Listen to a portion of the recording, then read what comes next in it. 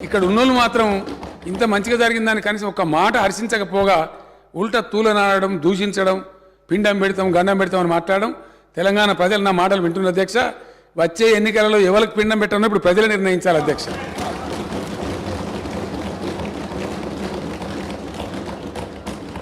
తలసరి విద్యుత్ వినియోగంలో దేశంలో నంబర్ 1 అధ్యక్ష తెలంగాణ.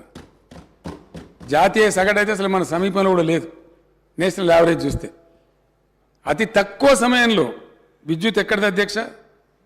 కాంగ్రెస్ హయాంలో విద్యుత్ మొన్న కూడా కడుపుల సంగతి బయట పెట్టింది.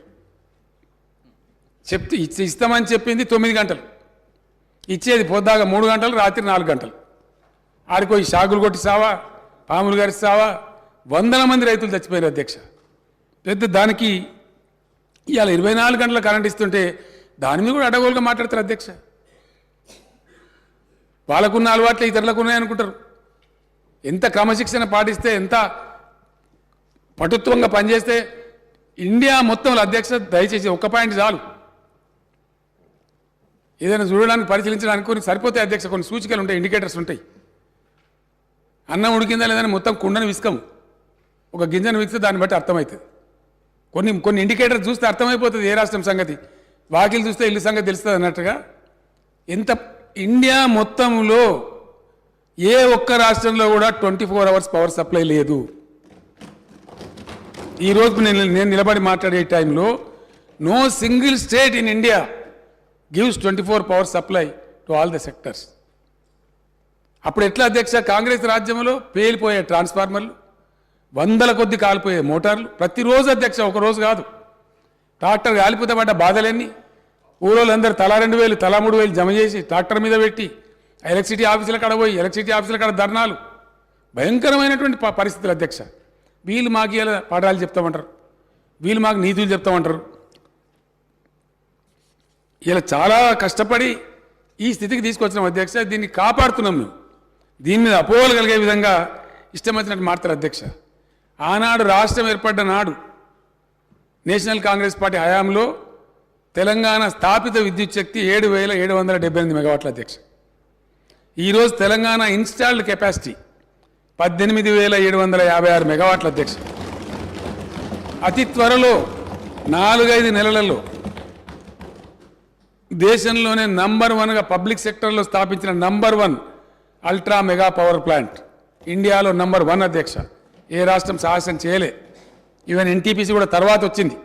కానీ ఒక రాష్ట్ర ప్రభుత్వంగా పబ్లిక్ సెక్టర్లో తెలంగాణ జెన్కో ఆధ్వర్యంలో 4,000 మెగావాట్స్ పవర్ స్టేషన్ 30,000 కోట్లతోని మేము నల్లగొండలో దామర్చల్లో పెట్టినాం అధ్యక్ష.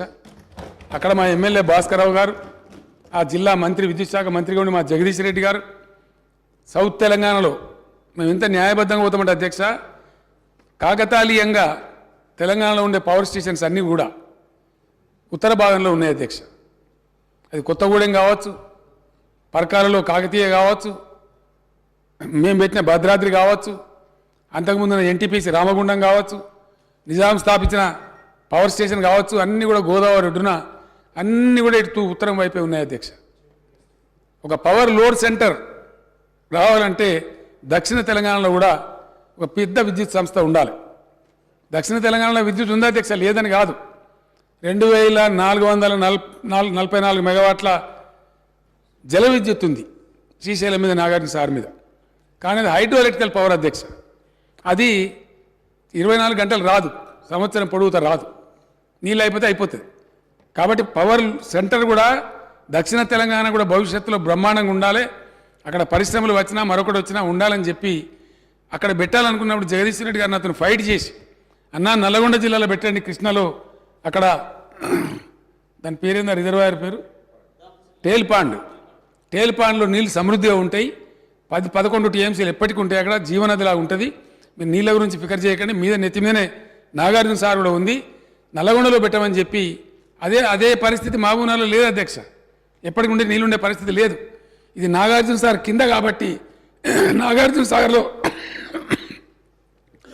డెడ్ స్టోరేజే దాదాపు 120-130 టీఎంసీలు ఉంటుంది కాబట్టి అక్కడ సేఫ్ అని చెప్పి నిపుణులందరూ నిర్ధారించిన తర్వాత ఇరిగేషన్ వాళ్ళతో కూడా మాట్లాడి భాస్కరరావు గారి సహకారంతో దామర్చెర్లలో ఆ ప్లాంట్ పెట్టినాం అధ్యక్ష. ఇటీవల కాలంలో నేను మంత్రి గారు అందరం పోయి అక్కడ తిరిగినాం. చాలా హృదయానికి ఎంతో సంతోషమైంది అధ్యక్ష. దాని మీద కూడా అవాకులు చవాకులు మాట్లాడతారు సార్. దాని మీద కూడా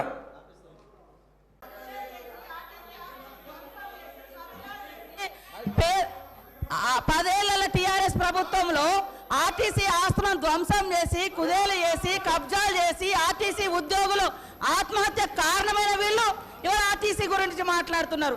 అదే కాకుండా పేదవాళ్ళు ఎక్కేది ఆర్టీసీ బస్సులు. అలాంటి బస్సుల రేట్లు పెంచి ఇవాళ ఆడవాళ్ళు బస్సులలో వస్తే తట్టుకోలేకపోతున్నారు.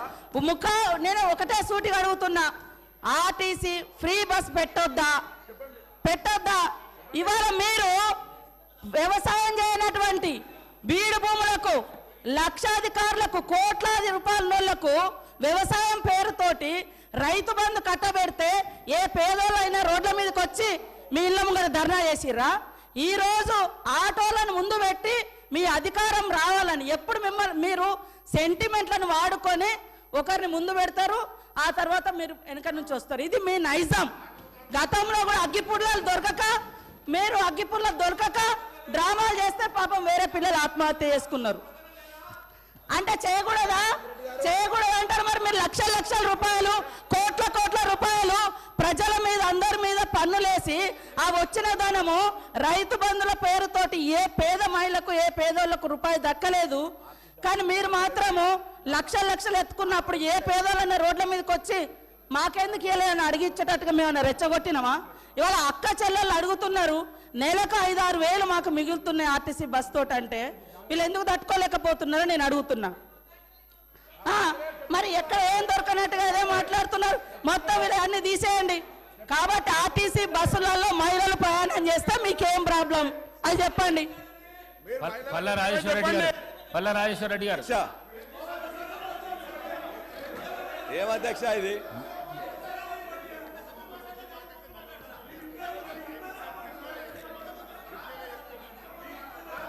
అధ్యక్ష, ఇప్పుడు ముఖ్యమంత్రి గారిని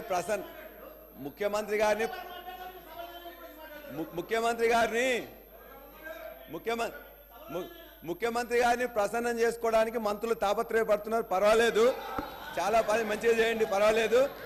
అదే కదా మేము అడిగేది ఏంటంటే మేము చెప్పినాం. అధ్యక్ష, నేను ఒక్కరిని మాట్లాడుతుంటే 5 నిమిషాలు కూడా మీరు సమయం ఏముందే వాళ్ళందరూ మాట్లాడుతున్నారు. అధ్యక్ష, మంత్రులకు అవకాశం అధ్యక్ష ఒకటే హరీష్ రావు గారు, మీరు కూడా గత సీనియర్ సభ్యులు మేము మాట్లాడే అధ్యక్ష. అధ్యక్ష ఒక్క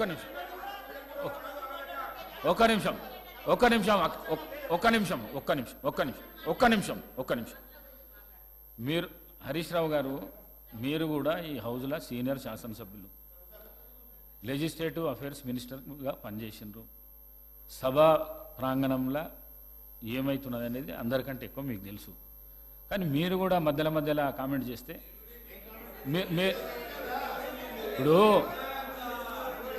శ్రీధర్ బాబు గారు మాట్లాడతామని అన్నప్పుడు మీరు అట్లెట్లా ఇస్తారు అని అంటున్నారు. వారు లెజిస్లేటివ్ అఫేర్స్ మినిస్టర్, వారికి అధికారం ఉన్నది. ఇంటర్ఫియర్ అయిపోయి క్లారిఫికేషన్ ఇచ్చే అధికారం ఉన్నది. మరి అధ్యక్ష, వారింకా పల్లా రాజేశ్వర రెడ్డి గారు గౌరవ సభ్యులు, అధికారంలో ఉన్నాము, మేము ఏం చెప్తే మీరు వినాలి అనేటువంటి సైకాలజీ ఫీలింగ్లో ఆ పక్షాన్ని ఉన్నటువంటి దయచేసి మనసు మార్చుకోండి. మైండ్ సెట్ మార్చుకోవాల్సిన అవసరం ఉంది. అలా నిన్నటి దాకా 10 ఏళ్ళ అధికారంలో ఉన్న వీళ్ళు ఆర్టీసీకి సంబంధించి తెలంగాణ ఉద్యమం కోసం నై చలేగా బస్ కప్పయ్యా నై చలేగా అని ఉద్యమం చేసిన వాళ్ళ గురించి పట్టించుకోని వీళ్ళు 60 రోజులు సమ్మె చేస్తే ఆత్మహత్యలు చేసుకుంటే పట్టించుకోని వీళ్ళు ఇలా ఆర్టీసీ గురించి మాట్లాడుతున్నారు. అధ్యక్ష, ఇలా తెలంగాణ ప్రభుత్వం అధికారంలో కాంగ్రెస్ పార్టీ వచ్చిన తర్వాత ఇప్పటి వరకు 15 కోట్ల మంది పైగా మహిళా అక్క చెల్లెళ్లకు ఉచితంగా బస్ సౌకర్యం ఇచ్చినామని మనం చేస్తున్నాం. 535 కోట్ల రూపాయల విలువ కలిగేటువంటి బస్ ఫేర్స్ ను ప్రభుత్వం భరించింది. అధ్యక్ష, ఇలా వీళ్ళు మాట్లాడుతున్నారు. పెద్దలు గౌరవ మాజీ మంత్రి హరీష్ రావు గారు అనాలోచిత డిమాండ్ 15,000 ఆటోకి ఇవ్వాలంటే నెలకు. మీరేమిచ్చారు? 1000 రూపాయలని ఇచ్చిందా? ఒకవైపు ఆటో పన్ను రద్దు చేస్తున్నామని ఛానల్లో పేరు మీద వేల రూపాయలు వీపులు కొట్టి ఆటో కార్మికుల దగ్గరకు పోయి మాట్లాడదాం. సభను తప్పుదో పట్టించే విధంగా 21 మంది ఆత్మహత్య చేసుకున్నారని చెప్తా ఉన్నారు ఇలా. అవన్నీ కూడా మీరు అనవసరంగా ప్రేరేపించి వాళ్ళని మన దగ్గర ఎక్కడ కూడా వెళ్ళాలి సార్. మేము ఆటో బస్సు ప్యాసింజర్ ఇంటికి పోతలే, ఆటో బస్సు బస్ స్టాండ్కు ఆటో వాళ్ళను బస్ స్టాండ్కి తీసుకొచ్చే బాధ్యత ప్రజలను ఆటోనే బస్ స్టాండ్కి తీసుకొస్తా ఉన్నది. బస్సు ప్యాసింజర్ ఇంటికి పోతలేదు. మారిపోయింది ఎక్కడ అధ్యక్ష? మేము మహిళలకు మీకు నిజంగా ధైర్యం ఉంటే మీ ప్రభుత్వంలో ఉన్నటువంటి వాళ్ళు చేయలే. మేము ఇలా తెలంగాణ అక్క చెల్లెలకు వద్దా చెప్పండి. మీరు వ్యతిరేకిస్తున్నారో చెప్పండి. స్పష్టంగా చెప్పకుండా దొంగ తిరుగుడు ఎవరేమో ఇలా ఎలా దయ్యాలు వేదాలు వాళ్ళు ఇచ్చినట్టు పెద్ద పెద్ద దొరలు ఆటోలో వస్తా ఉన్నారు. ఎన్నడూ పెంచి కార్లు దిగిన వాళ్ళు ఆటోలో వస్తా ఉన్నారు. ఆటో కార్మికులను అవమానపరుస్తా ఉన్నారు. ఆటో కార్మికులు కూడా తెలంగాణ బిడ్డలు, తెలంగాణ కోసం ఉద్యమించారు. అహంకార ఫ్యూడల్స్ ఆటోలు వస్తా ఉన్నారు. ఏం ఫ్యూడలిజం ఇది? ఆటో జీవనోపాధిగా నడుపుకుంటే ఈ ఫ్యూడల్స్ ఆటోలో వచ్చి ఆటో కార్మికులు అవమానపరుస్తారా? ఈ ఫ్యూడల్స్ ఆటో కార్మికులు అవమానపరుస్తారు అధ్యక్ష. ఇది మంచిది కాదు. దయచేసి చెప్తా ఉన్నా ఇవాళ తాపక గారు కూడా ఆర్టీసీకి సంబంధించి ప్రక్షాళన చేస్తాం అధ్యక్ష. తమ బంధువులు అని చెప్పుకొని ఎగ్జిక్యూటివ్ రిటైర్డ్ డైరెక్టర్లు 4 సంవత్సరాలు ఎండి పెట్టి అధ్యక్ష. ఎగ్జిక్యూటివ్ డైరెక్టర్ రిటైర్మెంట్ అయిన 4 సంవత్సరాలు ఎండి. ఆటో 60 రోజులు సమ్మె చేస్తే పట్టించుకునే వాళ్ళు వీళ్ళు మా గురించి మాట్లాడేది. కొత్త బస్సులు కొంటున్నాం. ఆటో కార్మికులు, రిక్షా వాళ్ళ ఇలా ఆర్టీసీ కార్మికుల సంక్షేమం మా బాధ్యత. ఆర్టీసీ కార్మికులకు 2013లో ఉన్న బాండ్స్ ఇలా మా ప్రభుత్వం ఆలోచన చేస్తుంది అధ్యక్ష. అందుకే దయచేసి సభను తప్పుదో పట్టించే విధంగా, ఆటో కార్మికులు రెచ్చగొట్టే విధంగా మాట్లాడే మాటలు అలో చేయదని గౌరవ సభాపతి దృష్టి కోరుతా ఉన్నాను. పల్లా రాజేశ్వర రెడ్డి గారు ఈ విధంగా బెదిరిస్తూ ఒక్క నిమిషం. పల్లా రాజేశ్వర రెడ్డి గారు ఒక్క నిమిషం సార్.